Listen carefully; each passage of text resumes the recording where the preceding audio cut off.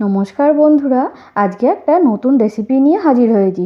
চলুন তাহলে রেসিপিটি কী দিয়ে করেছি দেখা যাক। আমি আজকে করব কলমি শাক ভাজা। তো এই কলমি শাক খেতে খুবই সুস্বাদু ও দারুণ লাগে। কোনো মশলা ছাড়াই এই কলমি শাকটা আমি রান্না করব। দেখুন তার জন্য কী কী উপকরণ লাগবে। প্রথমে আমি একটা কড়া বসিয়ে নেব। কড়াটা খুব ভালো গরম হয়ে এলে তাতে আমি 2 চামচ মতো সরষের তেল দিয়ে দেবো। সরষের তেলটা গরম হয়ে এলে এখানে আমি ছোটো বাটির 1 বাটি বড়ি ভেজে নেব। এখানে আমি বড়িটাকে খুব লাল লাল করে ভেজে এবার তুলে নেব। তুলে একটু গুঁড়ো করে নেব। খুব বেশি গুঁড়ো করব না। এবার ও তেলেতে আরেকটু অল্প পরিমাণে 2 চামচ মতো তেল দিয়ে তেলটা যখন হালকা গরম হয়ে আসবে তার মধ্যে আমি 5 ফোড়ন দিয়ে দেবো আর একটা শুকনো লঙ্কা চিড়ে দিয়ে দেবো। দিয়ে তেলটাকে ফোড়নটাকে খুব ভালো করে ভাজা ভাজা হয়ে এলে তার মধ্যে আমি বড় সাইজের একটা আলু কেটে নিয়েছি, ওই আলুটা তেলের উপরে দিয়ে দেবো।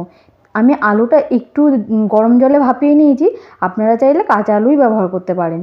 দিয়ে আলুটা দেওয়ার পরে আমি ছোটো চামচের 1 চামচ নুন ও ছোটো চামচের 1 চামচ হলুদ দিয়ে দিয়েছি। দিয়ে খুব ভালো করে আলুটাকে লাল লাল করে ভেজে নেব।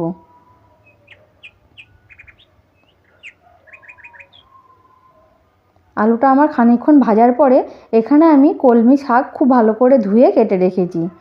আমি ঠিক এইভাবে কেটেছি। এবার কলমি শাকটা আমি আলুর ভেতরে দিয়ে দেবো।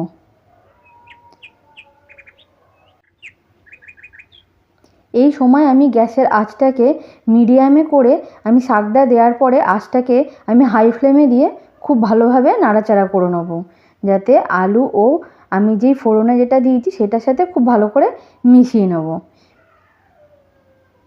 এই শাকটা গরম ভাতে খুবই সুস্বাদু লাগে খেতে। দেখুন এরপর আমি 2টো লঙ্কা চিড়ে আমি এবার শাকের মধ্যে দিয়ে দেবো। দিয়ে শাকটাকে খুব ভালো করে ভেজে নেব। শাকটা একটু হালকা ভাজা হয়ে এলে যখন দেখব শাকটা থেকে অল্প অল্প জল বেরিয়ে এসছে, তখন আমি গ্যাসের আঁচটাকে আবার মিডিয়ামে দিয়ে খানিকক্ষণ খুব ভালো করে ভেজে নেব। খানিকক্ষণ ভাজার পরে আমি একটা ঢাকনা দিয়ে ঢেকে দেবো, যাতে শাকটা খুব ভালোভাবে ভেতর দিয়ে সেদ্ধ হয়ে যায়। শাকের যে ডাঁটিগুলো আছে সেগুলোও আমার খুব ভালো করে সেদ্ধ হয়ে গেছে। আমি 5 মিনিট ঢাকনা দিয়ে একদম স্লো আঁচে আমি এটাকে রেখে দিয়েছিলাম। তো 5 মিনিট পর ঢাকনা খুলে আমি আবার খুব ভালো করে নাড়াচাড়া করে ভেজে নেব।